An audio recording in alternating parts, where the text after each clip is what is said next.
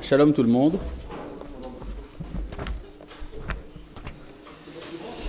Excusez mon retard. Nous sommes en plein Perek Relek.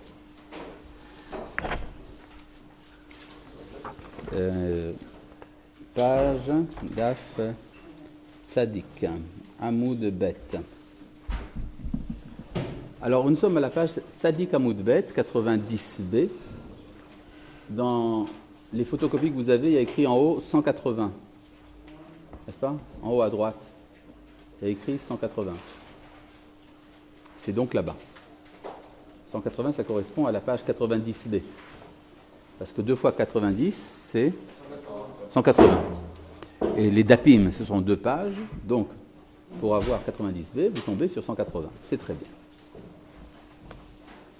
Là, vous avez à la ligne 6e ligne. Amar Rabbi Yochanan. Alors, certains n'ont pas le Amar Rabbi Yochanan, pour ça que c'est entre parenthèses. Minayin litriyat ametim minatora. Alors là, nous avons une série de textes qui vont poser à chaque fois la même question. Minayin litriyat ametim minatora. Ce qu'on traduit littéralement par « D'où savons-nous, à partir de la Torah, qu'il y a la résurrection des morts ?» Nous allons avoir à ce propos quelque chose comme une quinzaine de réponses.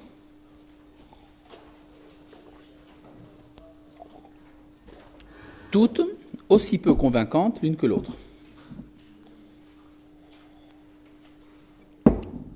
Et le problème donc de savoir qu'est-ce que ça veut dire, d'où savons-nous qu'il y a la résurrection des morts dans la Torah. Évidemment, c'était un sujet de controverse entre les pharisiens et les sadducéens à l'époque du deuxième temple. Mais il y a une question générale qui se pose. Qu'est-ce que veut dire la Gemara quand elle demande minayin? Quand elle demande minayin. Minayin, ça veut dire d'où ça vient. C'est pas minayin, ça veut dire d'où. D', O-U, accent grave. D'accord? Alors cette expression-là, on peut la comprendre de différentes manières. La question, on peut comprendre d'où est-ce que nous savons que c'est vrai, ou bien d'où est-ce que nous avons appris cette chose-là. Ce qui est absolument absurde. Pour raison très simple. Vous avez un texte, par exemple, dans Masechet Souka, qui demande d'où est-ce qu'on sait que le fruit qu'il faut prendre à Soukot, c'est un cédra. En hébreu, un étrog. Hein? Peri Etz Hadar. Dans la Torah, écrit Peri Etz Hadar. Comment est-ce que tu sais que Peri Etz Hadar, ça veut dire le étrog? Alors, la Gemara amène une série de preuves aussi peu convaincantes l'une que l'autre. Par exemple, que le mot Hadar, ça veut dire en grec de l'eau, hudor, hydrologie. Et comme il faut très peu d'eau pour que le étrog puisse pousser, donc ça prouve bien que Hadar, ça représente le fruit, c'est le étrog qui pousse sur un peu d'eau, puisqu'en grec, le mot hudor veut dire de l'eau. Il y a beaucoup de fruits qui poussent en... Oui, bon, je donne un exemple parmi tant d'autres. Il y a aussi, par exemple, Peri Etz. C'est un fruit qui est un arbre. C'est-à-dire que le goût qu'a le bois de la branche du hétrog a le même goût que le hétrog lui-même, parce que c'est un fruit qui a le même goût que son arbre, ou que l'arbre a le même goût que le fruit. Vous avez des tas de trucs comme ça. Bien, Hadar, ça veut dire qu'il réside. Comme il réside sur sa branche d'année en année, parce que si vous ne coupez pas le hétrog, eh bien, il ne s'abîme pas, il reste entier. Donc, ça prouve que Hadar, c'est le hétrog. D'accord? Alors, vous imaginez les rabbins discuter comme ça dans le Beth Midrash, de savoir qu'est-ce que ça veut dire Peri Etz Hadar, et ils amènent toutes les preuves qu'on a amenées là, et puis ils sont tout contents, après avoir étudié, ils sortent du Beth Midrash, et ils annoncent au peuple juif, vous savez, le fruit qu'il faut prendre à Soukot, c'est le hétrog. Grand éclat de rire, et qu'est-ce qu'on a pris l'année dernière, vous croyez? Bien sûr, on sait la halakha, non pas parce qu'on l'a déduit d'un verset, on sait la halakha par tradition orale. On n'a pas besoin des versets pour savoir que quelque chose est vrai. Donc, de même pour la résurrection des morts, d'où est-ce que nous savons que les morts ressuscitent? Eh bien, on le sait par tradition. Point à la ligne. On n'a pas besoin d'un verset pour le prouver. D'accord? Alors, qu'est-ce que veut dire la Guémara quand elle demande d'où est-ce que nous savons qu'il y a la résurrection des morts? Vous avez compris ma question? D'accord. Oui, tu voulais dire quelque chose? Mais là, on parle pas d'une halakha, on parle de... On parle d'une opinion, d'accord, d'une émouna, la même chose. C'est pas une halakha, la résurrection des morts. Oui, c'est un des fondements du judaïsme. De ce qu'on connaît les fondements du judaïsme? Par tradition orale aussi, la même chose. Par exemple, quand le livre de Bereshit, je crois qu'on avait étudié ça dans Bereshit, la Torah nous dit Bereshit bara Elohim teshamim et haaretz. Alors on a vu que la mauvaise lecture, c'était de penser que la Torah vient nous apprendre que le monde est créé. N'est-ce pas? Vous vous rappelez qu'on avait étudié ça? Quand on écrit, oui, Bereshit, on peut penser que ça veut dire que la Torah vient nous apprendre que le monde est créé. Alors que ce n'est pas vrai du tout. Ce que ça vient nous apprendre, c'est pourquoi est-ce que le monde est créé. C'est en faveur de Réchit, c'est comme ça que Rashi comprend, c'est en faveur de Réchit que Dieu a créé le ciel et la terre. Mais alors, d'où est-ce que le lecteur sait que le monde a été créé? C'est supposé, connu du lecteur à l'avance. C'est-à-dire le lecteur sait déjà que le monde a été créé, mais il se demande pourquoi. Et on lui dit, c'est pour le Réchit. Quel est le Réchit? Aucune importance pour l'instant. Ce que je veux dire, c'est qu'il y a des opinions très importantes de la Torah que nous connaissons a priori par tradition orale, et donc on n'a pas besoin du verset pour le savoir, y compris la résurrection des morts. D'accord? Oui. À part ça, qu'est-ce qu'elle veut nous enseigner quand, par exemple, on cite un verset dans la Gemara? Alors le problème, c'est de savoir exactement à quoi ça sert de citer un verset dans la Gemara. D'accord? C'est ça la question que je pose. Vous aurez une réponse bientôt, si vous me laissez répondre. Oui? Est-ce que donc ça voudrait dire qu'en fait, quand on utilise cette formule, d'où savons-nous La résurrection des morts. d'où ça vient par rapport à la Torah, Ça veut dire autre chose. comment, mais pourquoi? Alors, peut-être, je ne sais pas encore, je suis encore pour l'instant à expliquer qu'il y a une question. D'accord? Donc, dans la phase du cours où j'explique la question, ce qui m'intéresse, c'est la question. La réponse, pour l'instant, je m'en fiche pas mal. D'accord? Mais ce qui est important donc de comprendre, c'est que aussi bien les halachot que les opinions de la Torah, nous les connaissons par tradition. Après, c'est écrit dans le verset, mais ce n'est pas le verset qui en est la source. Alors la question qui se pose, c'est de savoir à quoi sert d'amener un verset. Alors par exemple, quand il s'agit d'une halacha, le verset vient nous éclairer le sens de la halacha. Par exemple, pour le hétrog. Pourquoi est-ce que la Torah nous a dit, pourquoi est-ce que la tradition orale nous a dit de prendre un hétrog? Eh bien, la tradition, le verset va nous expliquer, la loi écrite va nous expliquer que c'est parce que ça pousse sur l'eau. Et que le mot hadar, en grec, veut dire de l'eau. Ou bien parce que ça réside sur la branche d'année en année, ce qui est en allusion dans le mot hadar. Mais vous comprenez, toutes ces choses-là sont simplement l'explication de la chose et pas l'origine de la chose, pas la source. Vous veut dire en grec, hadar veut dire l'eau. Mais quel rapport avec la langue grecque? Pourquoi? J'en sais rien. Non, je pourrais rentrer là-dedans, mais comme ce n'est pas le sujet du cours, j'en parlerai pas. Oui, mais comme ce n'est pas le sujet du cours, j'en parlerai pas. Pour raison très simple, quand je cite quelque chose qui est parallèle à notre étude, c'est uniquement dans la mesure où ça éclaire notre étude. Et je ne vais pas commencer à étudier le texte là-bas. Donc je refuse de répondre à la question. Voilà, c'est sympa. Hein, bon, en tout cas, c'est comme ça. Donc, ce que je veux dire, c'est que les textes de la Torah nous sont amenés pour expliquer ce que nous savons déjà, pour donner un éclairage, si vous voulez. Alors, maintenant, pour ce qui est de la résurrection des morts, ça va en faire beaucoup plus loin. Le problème dans la résurrection des morts, c'est qu'on dit, nous autres, les Juifs, nous croyons à la résurrection des morts. Je veux bien. Mais est-ce que tu sais ce que ça veut dire que les morts ressuscitent? Tu n'as aucune idée de ça. C'est-à-dire, nous n'avons pas la connaissance existentielle de ce que c'est qu'une vie éternelle, une vie sans mort. On ne sait pas ce que ça veut dire. Donc ce sont des notions extrêmement loin de nous. Et donc, on se demande, qu'est-ce que la Torah a fait pour que nous puissions avoir un peu d'intuition de la résurrection des morts? Est-ce que la Torah a veillé à éveiller en nous cette connaissance? D'accord? Et donc, c'est ça que va se poser la question de la Gemara. C'est là que se pose la question de la Gemara. Minayin litriata miti mina Torah. Qu'est-ce que la Torah a fait pour que nous puissions avoir un peu d'entendement de ce que c'est que la résurrection des morts? Vous comprenez maintenant le sens de la question? Vous comprenez maintenant le sens de la question? Oui, oui, oui, c'est bien sûr. Bon. Baruch Hashem. Quelque chose n'est pas clair? Qu'est-ce qui n'est pas clair? Je vais reprendre ce que j'ai dit. La résurrection des morts, c'est quelque chose que je ne comprends pas. Comment est-ce qu'on peut me demander de croire en quelque chose que je ne comprends pas, dont j'ai aucune idée? Tu comprends? La même chose. Comment est-ce que je peux parler de Dieu alors que je ne sais pas qui il est? D'accord? Donc, l'idée d'avoir la foi en Dieu aussi est un problème. De même qu'avoir la foi en la résurrection des morts aussi est un problème. Donc, il faut que la Torah organise son message de telle sorte que je puisse avoir un contact, aussi ténu soit-il, avec cette idée de la résurrection des morts ou l'existence de Dieu, etc. De toute façon, on a fait la scène du chemin. Et alors? On comprend. Je veux bien, mais là on me demande de croire en quelque chose. En quoi? D'accord? Il faut que j'ai une intuition. Ça n'a rien à voir avec le Naaseh V'Nishma. Le Naaseh V'Nishma, c'est-à-dire j'accepte pour comprendre après. Mais je dois savoir qu'est-ce que j'accepte. D'accord? D'ailleurs, la fameuse phrase de Naaseh V'Nishma, on oublie qu'en fait elle est un bout de phrase. Dans la phrase en entier, c'est Kol Asher Diber Hashem, Naaseh V'Nishma. Tout ce que Dieu a dit, nous allons le faire pour l'entendre. C'est-à-dire, ce que Dieu a dit, et nous l'avons donc entendu, nous allons le faire pour l'entendre une deuxième fois. D'accord? Ce n'est pas, disons, de l'arbitraire. C'est au contraire, c'est quelque chose que nous avons commencé à comprendre. Nous avons seulement commencé.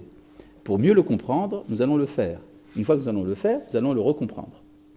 D'accord?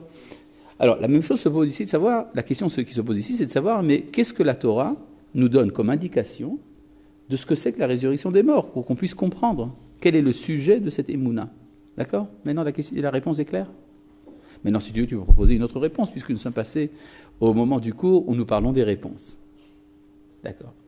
Eh bien, nous allons donc continuer et voir qu'est-ce que propose Rabbi Yochanan. Chez Nehemar, ainsi qu'il est dit, alors là, nous avons un verset de Bamidbar, chapitre 18, qui va nous expliquer ce que c'est que la résurrection des morts. Untatem mimenu et terumat Hashem le Aharon HaKohen. Vous en donnerez la dîme de Dieu à Aharon, le prêtre. Vous avez compris? La Torah dit, quand on a un champ, et qu'il y a la récolte du champ, il faut en donner une dîme, un prélèvement, que l'on donne à Aharon. D'accord? C'est ce que dit le verset. Vechi Aharon leolam kayam, est-ce qu'Aharon vit éternellement? Vahalo lo nichnas le'eretz Israël shenotnim lo truma, alors qu'il n'est même pas entré en Eretz Israël pour qu'on puisse lui donner le prélèvement. Le prélèvement des champs, ça se fait en Eretz Israël. Or, la Torah dit qu'il faut donner le prélèvement des champs à Aharon. Or, Aharon est mort avant d'entrer en Eretz Israël.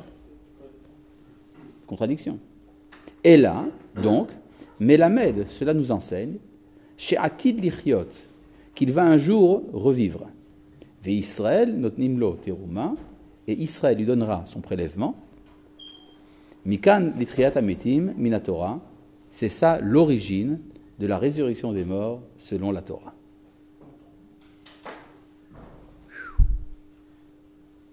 D'accord? Donc comment est-ce qu'on sait qu'il y a résurrection des morts? Puisque la Torah dit qu'il faut donner la trouma à Aaron. Or à Aaron, ça ne s'est jamais réalisé, donc il faut bien qu'il revive un jour pour qu'on puisse lui donner la trouma. C'est convaincant, hein? Comment? C'est recherché. Comment est-ce que vous avez compris, vous, qu'on donne à Aaron?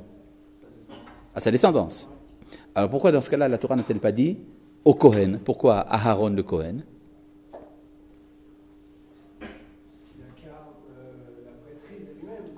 Oui, mais il y a il y a beaucoup d'endroits où la Torah dit on donne ça au Kohen. Il n'y a pas écrit à Aaron. Pourquoi dans ce cas précis, la Torah a-t-elle dit à Aaron? Oui. Peut-être dans chaque Kohen, il y a une partie d'Aaron. Oui, et alors? Mais pourquoi dans ce cas précis, la Torah a indiqué ça? Bah voilà, pour la résurrection des morts, comme vous avez dit. Ah, oui, non, mais on essaie d'interpréter sans passer par la résurrection des morts. Bah, ça nous donnera à avoir du Kohen qui a Aaron. C'est-à-dire qu'il faut trouver un Kohen qui ressemble à Aaron. Parce que la dîme, c'est quand même une somme importante. Alors, on ne va pas donner ça à n'importe quel Kohen. Bonjour, monsieur Cohen. Vous, qu'est-ce que vous voulez? Je suis venu prendre mon prélèvement. Oui, mais enfin, monsieur Cohen, on sait que vous avez eu des démêlés avec la police, que vous avez trahi votre femme, que vous êtes un salaud, quoi, de manière générale, et vous voulez qu'on vous donne la trouma. Vous ne ressemblez pas du tout à votre ancêtre à Aaron. Il faut trouver donc un Cohen qui ressemble à Aaron. D'accord? Effectivement, c'est ce que dit Rabbi Ishmael. Deve Rabbi Ishmael Tana, dans la maison de Rabbi Ishmael, on enseignait, les Aharon, qu'est Aharon? Il faut que ce soit quelqu'un comme Aharon. Ma Aharon Haver, Afbanav Haverim. De même que Aharon est un sage, il faut que ses enfants soient des sages. Haver veut dire un sage avec des qualités morales. C'est-à-dire, il faut, de même que Aharon était quelqu'un d'extrêmement moral, une morale très élevée, il faut que ses descendants, à qui je donne la trouma, soient méritants. D'accord? Donc on voit bien que le verset ne parle pas forcément de Triad Ametim. N'est-ce pas? Alors, comment comprendre ce que disait Rabbi Yochanan? Qu'il faut trouver que c'est la preuve de la résurrection des morts. En fait, ça veut dire une chose très importante.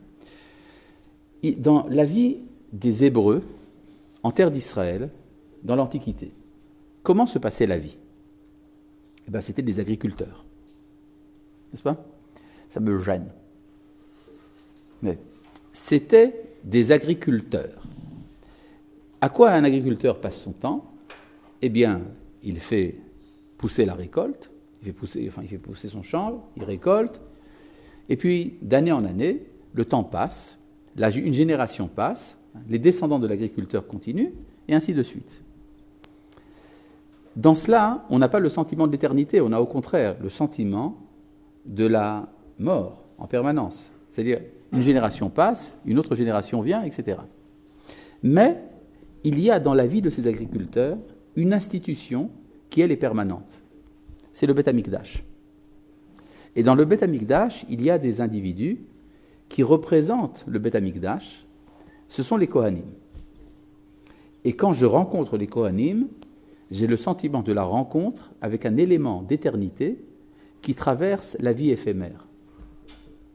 C'est-à-dire, les générations passent, donc c'est la mort qui l'emporte, mais à travers toutes ces générations, il y a une institution permanente dans laquelle la Shekhinah réside, et ça me donne donc l'intuition de la résurrection des morts. Il y a quelque chose dans le Kohen qui est un témoignage de l'éternité. C'est ça que dit Rabbi Yochanan. C'est pas clair? C'est pas clair? C'est clair? Génial. Oui? Vas-y. Ah, très bon. La question est très bonne. Le Beth Amikdash n'a pas tout le temps existé. Si, on faisait la trouma. Oui, aujourd'hui aussi on fait la trouma. Rien qu'aujourd'hui j'ai fait la trouma. Mais le problème, oui. Bon, mais ça c'est pas notre problème. Le problème c'est que cette réponse est bonne pour quelqu'un qui vit dans une société très déterminée, la société des Hébreux dans l'Antiquité. N'est-ce pas? Pour les Hébreux de l'Antiquité, le Kohen, c'est le témoignage de Triat Ametim. Donc c'est bon pour les Hébreux. C'est pas bon pour nous. La réponse qu'a donnée Rabbi Yochanan est bonne pour des Hébreux, mais elle n'est pas bonne pour les Juifs. Qui sont les Juifs? Les Juifs sont les descendants des Hébreux. C'est-à-dire, nos ancêtres étaient des Hébreux, et ils vivaient donc sur leur terre à la manière dont la Torah parle, une société agricole avec un Beth Amikdash au milieu, et puis un beau jour, ça a disparu. Quand ça a disparu, nous sommes devenus des Judéens. Les Judéens en exil s'appellent des Juifs. Ah, ça c'est une autre question. Oui, nous sommes en train de redevenir des Hébreux. Nous sommes aujourd'hui des Hébreux d'origine juive. Oui, mais le témoignage de la Triat Ametim n'existait plus. C'est ça qu'on cherche. On cherche à savoir où est-ce qu'il y a un élément d'éternité qui traverse notre existence pour nous donner un sentiment de Triat Ametim. D'accord ? Le peuple juif, c'est un truc qui a tout le temps été là.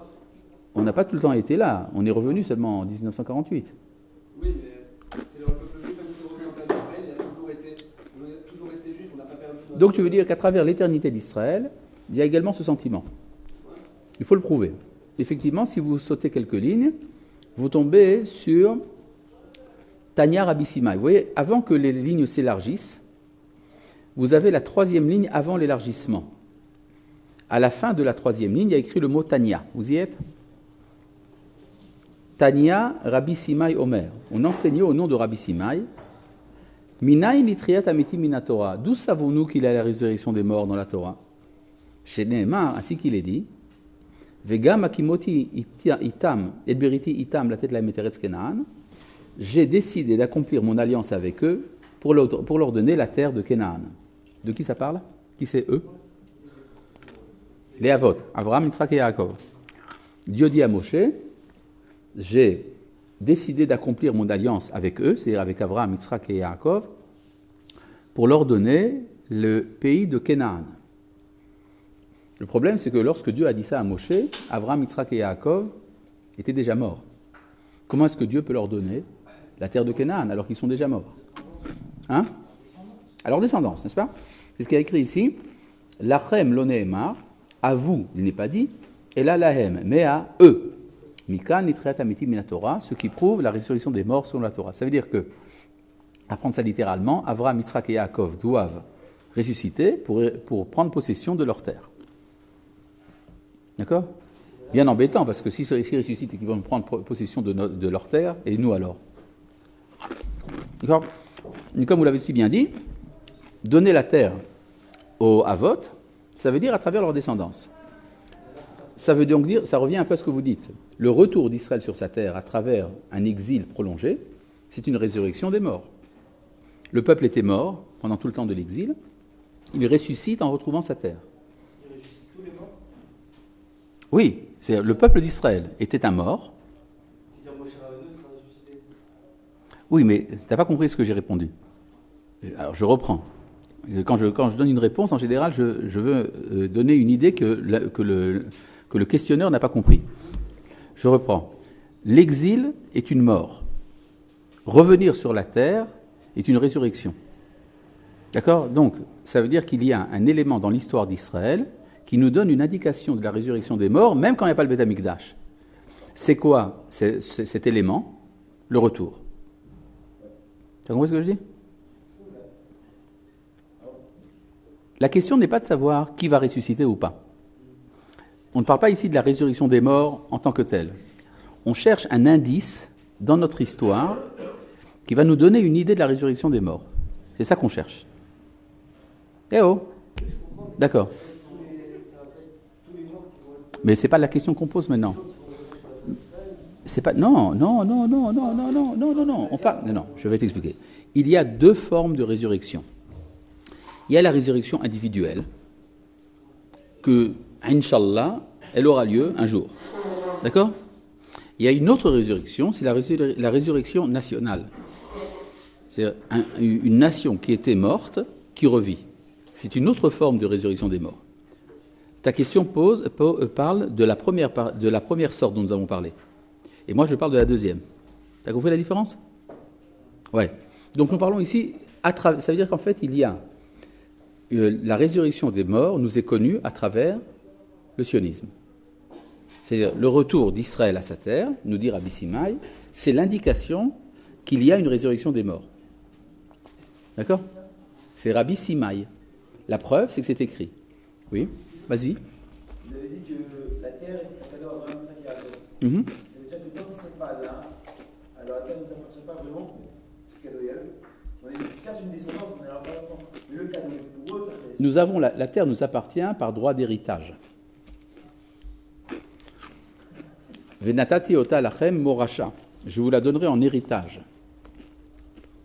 C'est écrit dans le même texte qui est cité là. Oui. Est-ce que les deux résurrections des morts que nous avons parlé, c'est quelque chose qui est c'est-à-dire que c'est quelque chose qui est vrai ou vous avez répondu vous voyez ce que je veux dire? Est-ce que j'invente ou est-ce que je dis vrai? Non, pas du tout. Est-ce que c'est-à-dire que quand on va parler de triatamitim, à chaque fois on parlera de deux triatamitim différentes? Il y a 5 triatamitim différentes. Par exemple, la guérison. La guérison, c'est une des formes de triatamitim. Quelqu'un est malade, il est un peu mort. Il guérit, il ressuscite. Dormir aussi? Hein? Dormir aussi, on le dit tous les matins. Amachazir les chamottes, les permitim. D'accord?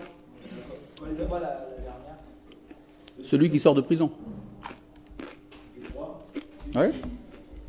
La triatamétime nationale et la triatamétime individuelle. Oui, bien sûr. Il y en a encore d'autres. Mais vous avez qu'à étudier mon cours sur la prière, sur la bracha de Chaya Metim. Là-bas, j'explique toutes ces choses-là. Oui.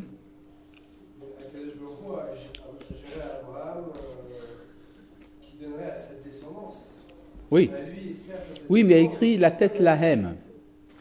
La tête Lahem est Eretz Kenan, de leur donner à eux. C'est ça le problème que pose Rabbi Simai. S'il y avait écrit Lachem, ça irait, mais il n'y a pas écrit Lachem, il y a écrit Lahem. À eux. C'est-à-dire à Abraham, Yitzhak et Yaakov. Oui. On cherche un indice. C'est quoi tout ça? On cherche un indice. De Triat Hametim. Je ne sais pas ce que c'est Triat Hametim, mais je veux avoir une idée. D'accord? Quelque chose qui ressemble. Quelque chose que je connais. Alors qu'est-ce que je connais? Par exemple, le retour d'Israël. C'est-à-dire, l'interprétation donnée par Rabbi Yochanan est une réponse pour les Hébreux, et celle de Rabbi Simai, c'est pour les Juifs. Oui? Non, mais on l'a par droit d'héritage. C'est vrai que s'il y avait écrit que la Hem, alors ça veut dire que ce n'est pas à nous. Mais en vérité, on a pris possession de la terre par droit d'héritage. Comme il est dit, Venatati ota lachem mon rachat. Je vous la donnerai en héritage. Ani Hachem, je suis l'Éternel. Oui. Est-ce qu'aujourd'hui, il existe, dans les générations qui sont précédées, là, des Gilgoul Des Gilgoul de quoi? Des Gilgoul des trois Aaron, de Aaron, pour savoir si... D'ailleurs, ce que tu dis ici, c'est que la Gemara ferait allusion à la doctrine du Gilgoul. C'est possible. C'est possible. Bon. Je reviens à... Vous avez remarqué que j'ai sauté plusieurs lignes quand même. Oui. Peut-être avec la M. Peut-être Hein? quand il dit la M, peut-être qu'il parle pas aux Juifs, mais il parle à quelqu'un d'autre pour dire ils donneront à Abraham, Yitzhak et Jacob et au peuple juif, à eux. Non. Et qu'il parle avec d'autres personnes qui sont pas Non. juifs. Il parle aux Hébreux. C'est dans le texte, dans Shemot. C'est au début de la paracha de Vaïra. Bon. Alors, je vais revenir maintenant un petit peu en arrière. Nous en sommes... Amar Rabbi Shmuel bar Nachmani. Vous voyez, à partir du haut, il faut compter 2, 4, 6, 8, 10, 12, 14 lignes. 14 lignes à partir du haut. Amar Rabbi Shmuel bar Nachmani, Amar Rabbi Yonatan. Rabbi Shmuel bar Nachmani disait au nom de Rabbi Yonatan. Minayin shen notnim truma le kohen ha'maaretz. D'où est-ce que nous savons qu'on n'a pas le droit de donner un prélèvement pour un kohen ignorant? Ignorant, ici, ça veut dire immoral. Chez Nehemar, ainsi qu'il est dit, Vayomer la'am liyoshvei Yerushalayim, et il dit au peuple qui habitait à Jérusalem, la tête menat à Kohanim valviim, de donner la part des Kohanim et des Léviim, les ma'an yahezku betorat Hashem, afin qu'ils se renforcent dans la loi de Dieu. Ce qui veut dire, kol ha'machazik betorat Hashem yeshlo menat, vesheno machazik betorat Hashem en lo menat. C'est-à-dire celui qui soutient la Torah de Dieu, il a sa part. Celui qui ne soutient pas la Torah de Dieu, il n'a pas sa part. Hein? Pourquoi il n'y a pas de Tosfot? C'est une très bonne question. Est-ce qu'il faut que j'y réponde? Hein? Non, je vais te répondre maintenant. Il n'y a pas de Tosfot parce qu'ils n'ont pas écrit de Tosfot là-dessus. D'accord? Il n'y a pas sur toute la Torah, ça veut dire. Pas toujours un Tosfot. Parfois il n'y a pas, parfois il n'y a pas. D'accord?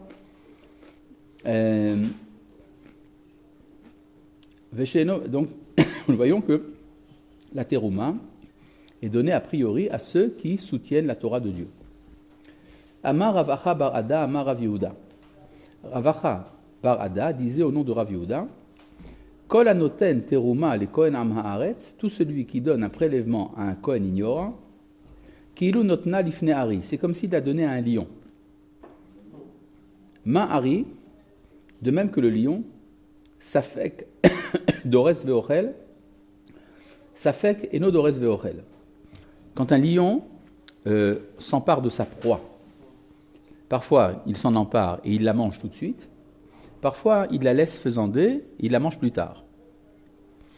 Af Kohen Amaharetz, de même le Kohen ignorant, ça fait Kochla Betahara, ça fait Kochla Betouma. Peut-être qu'il va la manger en pureté, peut-être qu'il la mangera sans pureté. Rabbi Yochanan Amar, et Rabbi Yochanan disait, Af Gorem Lo Mita, il lui entraîne la mort. Chez Nehemar, ou Metubo qui est Halelou, ils en mourraient de l'avoir profané. Deve Rabbi Eliezer ben Yaakov, et chez Rabbi Eliezer ben Yaakov, Tana, on enseignait, Af Masio Avon Ashma, il le rend coupable. Chez Nehemar, Veisiu Otam Avon Ashma Beochlam et Koshem, il les amènerait à être coupables lorsqu'ils mangeraient les choses saintes. C'est quoi tout ça, ce qu'on vient de dire? Ça explique que l'institution des Kohanim peut parfois se dégrader. C'est ce que vous avez dit tout à l'heure. Le Beth Amikdash n'a pas tenu. Pourquoi? Pourquoi est-ce qu'il n'a pas tenu? À cause de la dégradation du peuple, qui était également la dégradation des Kohanim. Le fait d'être né Kohen, ça n'engage pas toujours à réussir. Et donc, il peut y avoir des problèmes. C'est pour ça qu'il faut une autre réponse pour ceux qui partent en exil. Et la deuxième réponse, c'est celle qui est donnée par Rabbi Simai, qui dit que nous connaissons la résurrection des morts par le retour d'Israël, c'est-à-dire par le sionisme. Jusque-là, vous suivez? Bon. Maintenant, les trois manières là, d'expliquer pourquoi les Kohanim à Maharetz ne sont pas des bons Kohanim. L'un, c'est pour un problème de relation entre l'homme et Dieu, Torah Hashem. L'autre, c'est à cause d'un problème de safek, d'un doute, c'est-à-dire quelque chose entre l'homme et lui-même. Et également, quand il lui cause la mort, c'est un problème de relation ben Adam lachavero, de relation de l'homme à l'homme. C'est-à-dire, les dégradations sont toujours possibles de trois niveaux sur le plan moral, ben Adam la makom, ben Adam lachavero, ben Adam leatzmo. Oui? La mort, j'ai pas compris, de l'homme à l'homme? Oui, faire mourir quelqu'un, un assassin. Faire mourir quelqu'un, c'est la... Faire mourir quelqu'un, quelle que soit la manière, c'est une atteinte à la relation normale, ben Adam lachavero, de l'homme envers son prochain. Je crois. La pire des choses que je puisse faire à un autre homme, c'est de le tuer ou de causer sa mort. Bon, donc pour l'instant, nous avons deux réponses intéressantes pour savoir d'où est-ce que nous avons l'intuition de Triat Hametim. L'une qui est adressée aux Hébreux, c'est-à-dire l'Hébreu connaît la Triat Hametim par la permanence du Beth Amikdash dans les générations éphémères, et le Juif connaît la résurrection des morts lorsqu'il voit la résurrection nationale, le retour en Eretz Israël. Ça, c'est Rabbi Simai. Jusque-là, vous avez compris? Hein? Le retour en Eretz Israël aussi, mais on ne le voit pas tous. Quoi, il y en a qui ne savent pas que l'État d'Israël a été fondé? Il y en a qui n'y croient pas. Ils ne croient pas que l'État d'Israël a été fondé? L'État d'Israël, il devrait être Israël. D'abord, ils pensent que l'Israël ne devrait pas être créé. C'est-à-dire que, par exemple, quelqu'un était malade, il était en danger de mort, et maintenant, il est sorti de ça, mais il a la grippe. Donc, comme il a une grippe, tu diras, c'est pas une guérison. Il avait un cancer, il s'en est sorti, mais il a la grippe. Et puisqu'il a la grippe, c'est pas une guérison. Non, c'est une guérison. Mais lui, s'il ne le sait pas, est-ce qu'on peut vraiment ça que je suis guéri ou lui, il ne le sait pas? Ah, je veux dire, il y a des gens qui ne savent pas que le soleil brille. D'accord, ça arrive. Ils ont besoin qu'on leur explique. Là, ça veut dire que vous avez fixé le fait que Triat Hametim, c'était le fait qu'il y ait un retour de l'Israël, en Eretz Israël, C'est pas ça la Triat Hametim. Non, c'est pas ça que j'ai dit. J'ai dit que le retour d'Israël sur sa terre est une indication de Triat Hametim. C'est-à-dire, si une nation qui était morte a pu revivre, alors il est possible également que l'individu qui était mort revive. J'ai compris l'histoire avec le Cohen. Comment le Cohen qui n'est pas méritant, en sens, c'est faire de la métier. Non, pas du tout. Le Kohen pas méritant est une des raisons pour laquelle le Beth Amikdash peut être détruit. Et si le Beth Amikdash peut être détruit, le signe évident de Triat Hametim dans la vie des Hébreux disparaît. Donc il faut un autre élément. Ça vient contredire le Non. Ça veut dire que ce que dit Rabbi Yochanan, qui est que le Kohen est la preuve de Triat HaMetim, ce n'est bon qu'à une certaine époque de l'histoire, à une époque où nous sommes des Hébreux, c'est-à-dire nous sommes sur notre terre avec le Beth Amikdash. Mais à une époque où nous ne sommes pas dans cette situation, c'est le retour d'Israël qui est l'indication de Triat HaMetim. D'accord ? D'accord. Bon, tout cela est donc bon pour des Hébreux ou pour des Juifs. Il y a un élément commun aux Hébreux et aux Juifs, ce sont tous des descendants d'Abraham, Yitzhak et Yaakov. Mais que faire pour ceux qui ne sont pas dans la collectivité d'Israël, qui sont à l'extérieur? Est-ce que eux aussi, comment tu dis ? On s'en fout. On s'en fout. C'est la question qui se pose. Effectivement, est-ce qu'il est important pour nous que ceux qui sont à l'extérieur aient la connaissance de Triat HaMetim ou pas? D'accord ? C'est une question très importante. Toi, tu as déjà fait une halakha, tu as déjà décidé que la halakha est qu'on s'en fout. Non, c'est possible.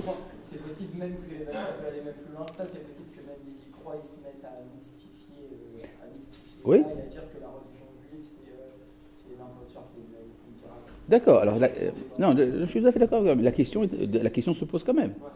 D'accord. Alors, au niveau de l'étude, ça va être posé ici. Sha'alou minim et Rabban Gamliel. Vous passez aux lignes larges. Après les parenthèses, Sha'alou minim et Rabban Gamliel. Les minimes ont demandé à Rabban Gamliel. Qui sont les minimes ? Non. Minimes, ce sont les premiers chrétiens. C'est des juifs, mais qui commencent à se situer dans l'extérieur du judaïsme. Et ils demandent à Rabban Gamliel, Minayin she'akadosh baruch hu mechayeh metim. D'où savons-nous que Dieu ressuscite les morts ? D'accord ? C'est-à-dire que la Gemara se demande d'où est-ce que les minimes vont savoir que la résurrection des morts est possible ? En fait, ce qui va se cacher derrière ce texte, c'est un débat extrêmement profond entre le christianisme et le judaïsme. Est-ce que les chrétiens croient en la résurrection des morts ? Oui. Sur la base de quoi ?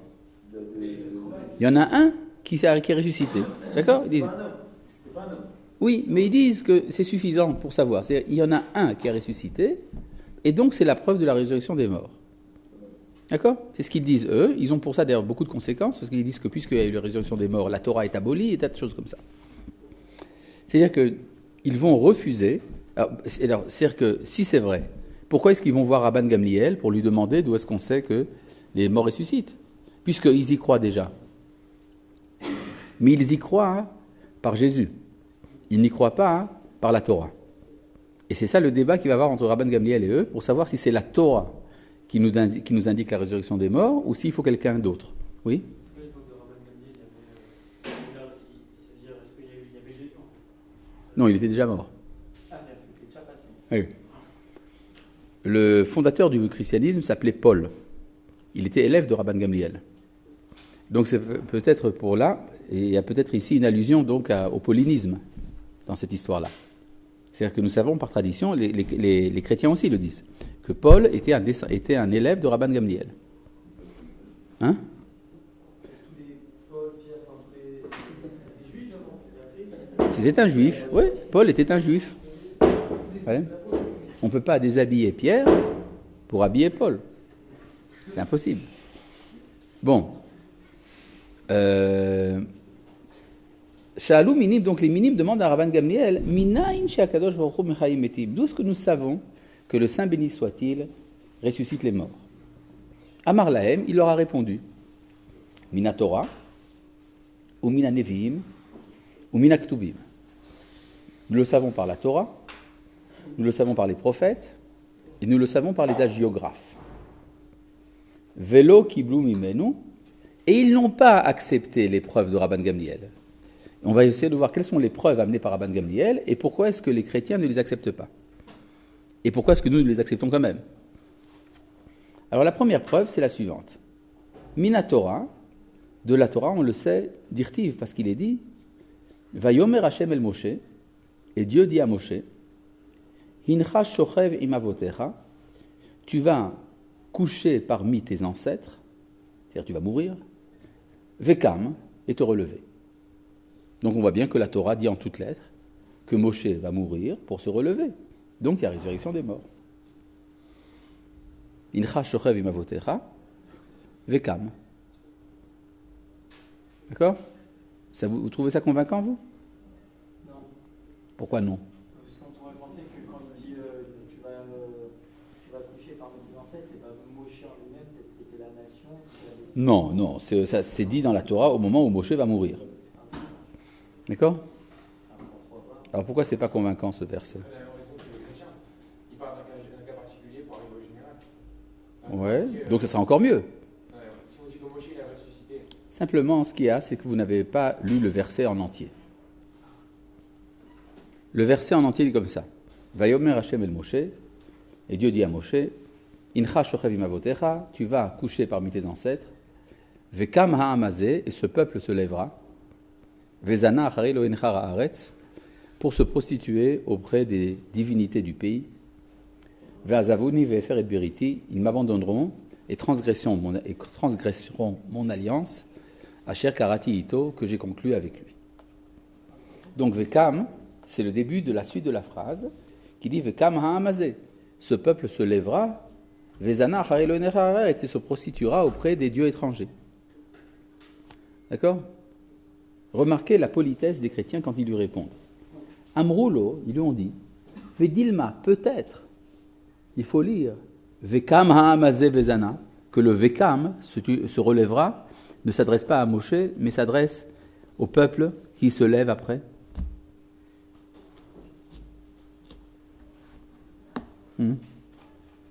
Comment vous trouvez leur réfutation? Pourquoi pourri? Ouais. Elle est très bien. Elle est logique. C'est ce qu'il dit Rabbi Daniel qui est pas logique. Donc vous êtes du côté des chrétiens. C'est sympa. Vous étudiez dans une yeshiva, Machon Mir, tout ça. Maintenant vous prenez le parti pour les chrétiens. Un peu d'esprit de clan quand même. Oui. Il faut comprendre en fait ce que ça veut dire. Il y a un petit problème. C'est vrai qu'il faut lire Vekam ha'amazé. Mais le problème, c'est savoir, qu'est-ce que va faire ce peuple en se relevant? Il va se prostituer auprès des idoles. Ça s'appelle se lever ou chuter? Alors pourquoi est-ce que la Torah dit Vekam? Est-ce qu'il va apprendre? Comment? Non, c'était pas de vous. Il devrait dire Venafal ha'amazé. Ce peuple tombera. Au lieu de dire Vekam, il va se lever. Ça fait partie du Taré, ça fait partie du... Ça veut donc dire qu'il y a une allusion de la Torah au fait que le Vekam a un rapport avec la phrase d'avant, qui est Shochav imavotecha. D'accord? Maintenant, donc, le Vekam, c'est vrai que, comme tu dis, ça fait partie du processus. Il faut que Moshe meure pour que le peuple puisse se relever. En se relevant, il va faire des bêtises. En faire des bêtises, mais il va se relever en fin de compte. D'accord? Maintenant, si vous réfléchissez bien, ça va encore plus loin. S'il n'y avait pas écrit le mot Vekam, il y avait simplement écrit « tu vas te coucher parmi tes ancêtres ».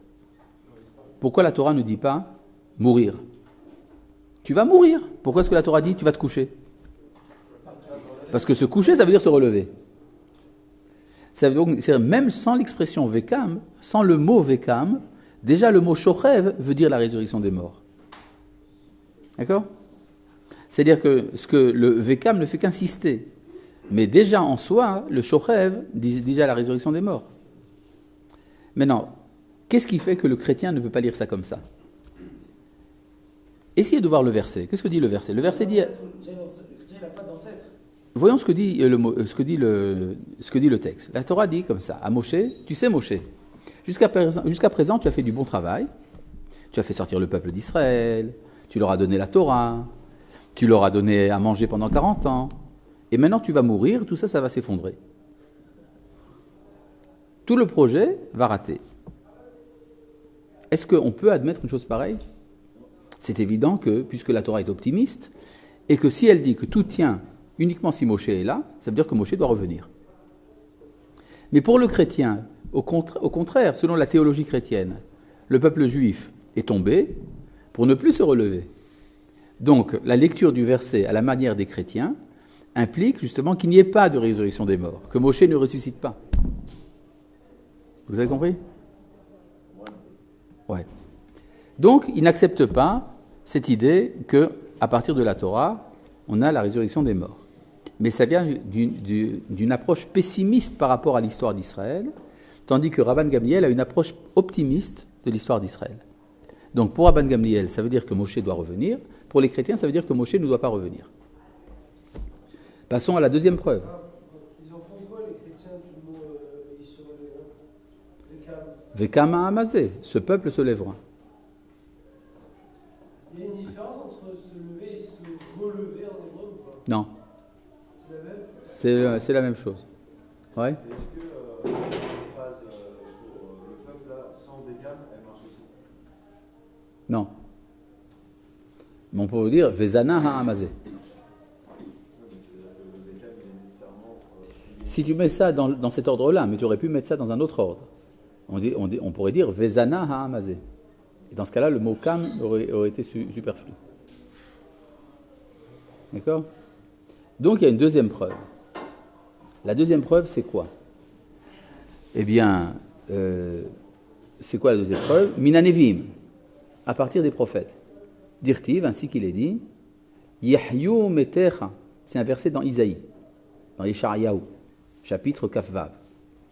Yahyu metecha, tes morts revivront, Nevelati yekumun, leur cadavre se lèvera, Hakitsu, réveillez-vous, Veranenu, réjouissez-vous, Shochne Afar, résident de la poussière, Kital orot talecha, car c'est une rosée de lumière que tu as rosée. Ve'eretz refaim tapil, et tu abattras les géants au sol. Donc on voit que le prophète dit en toutes lettres que les morts vont ressusciter. Qu'est-ce que répondent les chrétiens à ça? Mais pas du tout, nenni. Ve'dilma, metim she'echia yecheskel. Peut-être que les morts qui vont ressusciter dont parle Isaïe sont les morts ressuscités par Ézéchiel. Shtuyot, bemit sagvaniot. Explique-toi. Pourquoi? Facile, à chaque fois, ils ne sont pas d'accord avec lui. Donc oui, mais là j'ai un autre problème. Si déjà ils sont d'accord que Ézéchiel a ressuscité des morts, donc pas par Yeshayahu, mais par Yecheskel, on a la preuve que Dieu ressuscite les morts. Oui, c'est ça, ils essaient de trouver. Non, mais j'aimerais comprendre la logique. La Torah, la Gemara n'amène pas des bêtises. Elle amène des objections. Là, c'est quoi tu veux savoir si c'est Dieu qui ressuscite les morts? Est-ce que Dieu ressuscite les morts? Si Dieu il donne déjà la vie à un enfant, pourquoi il ne pourrait pas la donner à un mort? Je suis pas contre, mais est-ce qu'il le fait? Est-ce qu'il le fait ou pas? Bah, c'est pas un homme qui a le pouvoir de faire Alors, ressusciter, si c'est un un homme homme, qui il demande le à fait, Dieu de le faire ressusciter. Non. Dieu, il peut le faire. Un homme qui demande à Dieu de ressusciter. C'est pas lui avec une parole. Non, mais ma question n'est pas vous comprenez pas le problème. La question n'est pas de savoir est-ce que Dieu a la capacité de ressusciter les morts ou pas. Le problème est de savoir est-ce que Dieu le fait. Alors si Yecheskel l'a fait, alors pourquoi pas Dieu? Dans ce cas-là, il le fait. Alors pourquoi est-ce que les chrétiens pourquoi est-ce que Rabban Gamliel aussi a amené un verset de Yeshayahu alors que c'est écrit en toutes lettres dans Yecheskel? Bizarre, non? Bizarre quand même. Bon, eh bien, ça veut dire qu'on ne sait pas lire le texte d'Yecheskel. Et donc il faudra, pour bien le lire, pour bien le comprendre, se réunir la prochaine fois. Shalom.